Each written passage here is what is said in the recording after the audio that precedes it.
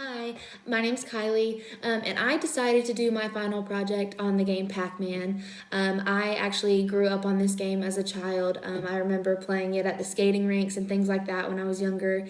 And then as I moved a little bit older, my mom actually introduced me to the joystick that you can plug into the TV monitor. So that's kind of how I grew up on it. But my mom actually did introduce me to this game, and she was one of the original ladies that played it in the arcade when it first came out. So it was cool to hear her story and just how Pac-Man has stayed the same and how it's shifted a little bit since the 1980s. I wanted to touch a little bit on the audience of Pac-Man and just kind of, the aspect of catering to women. I think that's a big thing with Pac-Man. We'll get into that later in the presentation. But also, I just want to touch on the industry as well, how it was developed, who developed it, and how it kind of took the world by storm. And then I also just wanted to talk about some of the features I like or maybe don't like within this game, and just give y'all a little insight on the mobile version. So I wanted to give a little overview of the game itself, and most people know the theme around the game or just like what the game is, but it is a maze arcade game. It was designed in 1980 by Namco, but the developer and designer is actually named Toru Iwatani. He made this, or he started making the game in 1979, and he was actually first hired by Namco at the age of 22. And he was actually just hired to work on Atari games that were maybe failing, like the original black and white Atari game. So he started working on that, found an interest in the pinball game, and actually wanted to start thinking of ideas to make like a digital or like a screen pinball instead of just the ball releasing into the game. So he wanted to make something digital, so that was his first project. And then he wanted to come up with something that was more of a happy theme, that would cater to a broader audience. And as we go into audience in the later section of this, I'll kind of explain that, because I think that's my favorite part about Pac-Man and the way he developed this. But that was a big part of it, and he wanted to do something that would cater to all audiences, but also would just be a fun, simple game that young kids could enjoy as well as adults. So it first started as Puck-Man, and then I'll kind of get into how it changed throughout then, but I just think it's funny, the beginning name. And then they tried to change it because it actually started in Japan, but was moving to North America. So they kind of transitioned the name, kind of tweaked a few little things. So we'll kind of get into that as we go on.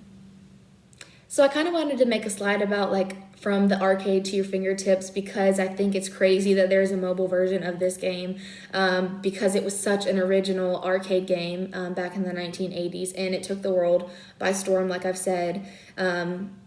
It's been one of the biggest arcade games ever, and we'll see kind of in the next few slides how many units were sold, how many quarters actually created the amount of money that this franchise and this game kind of made in just a year's worth of time. But it kind of started on arcade machines. It moved towards TV monitors and like the grab and go joystick thing that you plug into the TV. We also have the Nintendo, it transitioned to there, also the Game Boy, and then we have the mobile version, which actually came out earlier in the 2000s, and then we've transitioned to like Nintendo Switch and just other, broader systems. So, but for this specific one, I just want to talk about the mobile version. Like I said again, I think it's fun that we can play it on our iPads, we can play it on our phones and Androids and things like that, and take it along with us. So it's kind of formed such a classic game into something that everybody can enjoy anywhere. So I kind of wanted to discuss the text of one of the features that I personally did not enjoy in this. I really do enjoy the game. I wouldn't change much of it when it comes to comparison to the original game, but I played this on my iPad. I have a 7th generation iPad. So my whole life have been used to the joystick. Even on the arcade games, the joystick that you plug into the TV monitor, I've always been used to that. that's just how I've rolled throughout the years. So with this game, you actually swipe up and down, left and right to move Pac-Man around.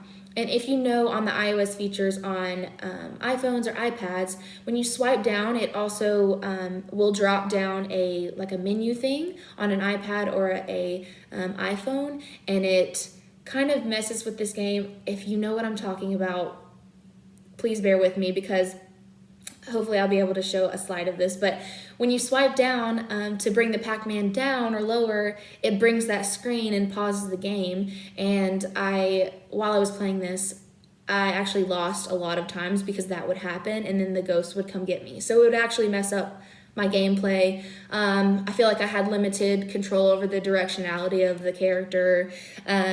So I don't know, that was a big factor for me. And then you have to have motor skills and hand-eye coordination for this game, obviously. It's considered an action game when you look at our book and kind of what that means in one of the first chapters we read starting off in the class. So I do enjoy it. I do enjoy, the hand-eye coordination and the fact that it's really simple. But for some reason, maybe there should be a little circle that you can use, almost like a joystick where you have more range of motion. I feel like the swiping method is not my favorite, but then again, it could be different for different people. So it just depends on what you like. So the app actually kind of gives an overview of the new features that this one does include. So it says the original Pac-Man spiced up with rewards. So there's 256 stages. You win prizes as you move up the levels. There's easy, beginner, and harder levels, usually like the normal arcade game. You can restart playing from the last checkpoint reached. So if you click your iPad off or your iPhone, you can start back over from where you started, which is nice. Not like the arcade games would do for you. You can also compete in tournaments in this thing, which I personally have not on the app. Have not tried that. But I guess that is a new feature that comes with gameplay and possibly playing with other people around the world. You can play in tournaments against people. So I think these are good changes and good features added onto the app. It's definitely more than I thought it would when I first got the app. I thought it was just going to be just like the arcade game. But I do like the fact that they've added some different things and some newer styles. It is bittersweet knowing that it's not exactly like the original, but we're broadening our horizons with technology and things like that. So I want to talk a little bit about the development and the industry of this game. I think it's actually very funny. Iwatani actually ordered a pizza one night, and when he was by himself, and when he took the first slice of pizza out of the pizza, he basically created the character of Pac-Man. It literally looks like a pizza slice with a slice pulled out. So that was his first step, just to create the character of Pac-Man, which I think is hilarious. And then as he was creating the game, starting in 1979, it took 1 year and 5 months to complete. So according to research and things that I've read, this was actually a longer time or a longer span of time that most games back then took to complete.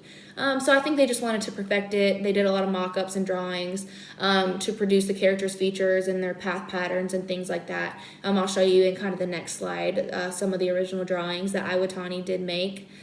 The simple gameplay and attractive character is a really good factor of this game because, like I said, and I will talk about also later, the audience is broad for this game. So anybody can play. I'm 21 and I love it. My mom is almost 60 and she loves it. And also kids can grasp the concept very easily. The innovation of women to be included in the arcade realm is a big factor for me. I think this is super important. I feel like a lot of young girls and women were intimidated going into arcades because a lot of it was aliens and shooting and guns and things catered towards guys. So I think that Iwatani did a great job by including women in this, and we'll actually see that women were a big inspiration in the making of this game.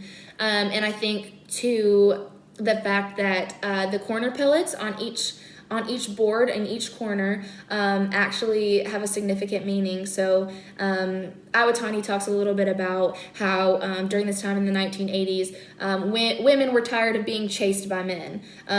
They didn't want to be pursued by men. They may often want to be the pursuers of men. So he ties in this factor of that collecting these pellets, the ghosts are chasing Pac-Man in the beginning. They don't want to be chased, but when they collect the pellets, as a woman playing the game, you get to actually go for the ghosts. So it's almost like you get control of the situation, and I think that's an awesome factor of this.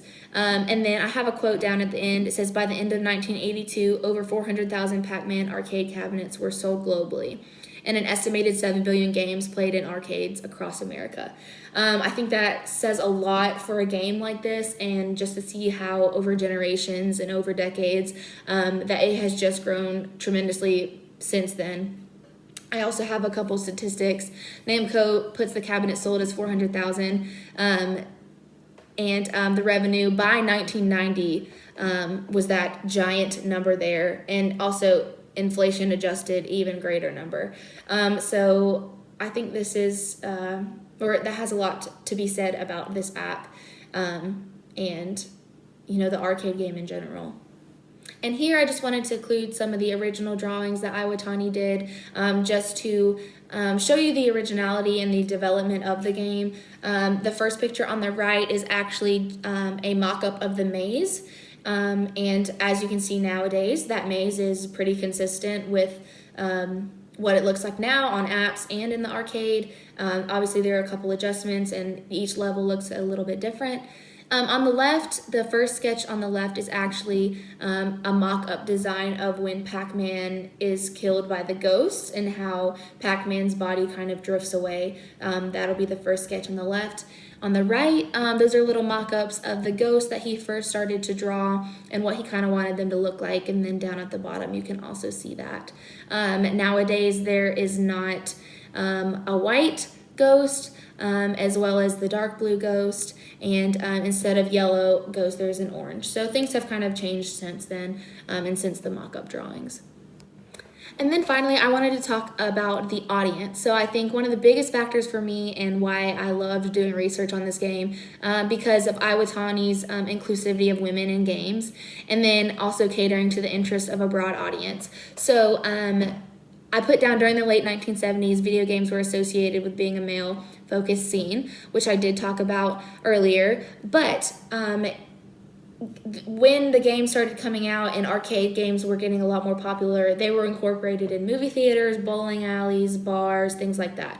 So social settings, maybe where couples would go, maybe where families would go. But we can see that a lot of women were drawn towards these arcade games, knowing that Pac-Man would be there. Actually, in the foreground of this PowerPoint slide, that's a little example of some of the way that the arcade games were set up in public settings. We just have like a fan club member down at the bottom, but in the very back, that is actually a very famous photo from the New York Times of two young girls actually walking over to Pac-Man and playing in a very male-dominated arcade. And it just goes to show just the simple design, the attractive characters, and the inviting sounds and soundtracks in the game just make it better catered to a broad audience, younger children, older people, and also women, which I really do enjoy about this game. And I think as a woman, that is why I love it so much and why my mom grew up on it and wanted to show us. So this was one of the first games that I was ever introduced to as a young child because my mom loved it so much. And so that just goes to show and introduce girls into the gaming world as well.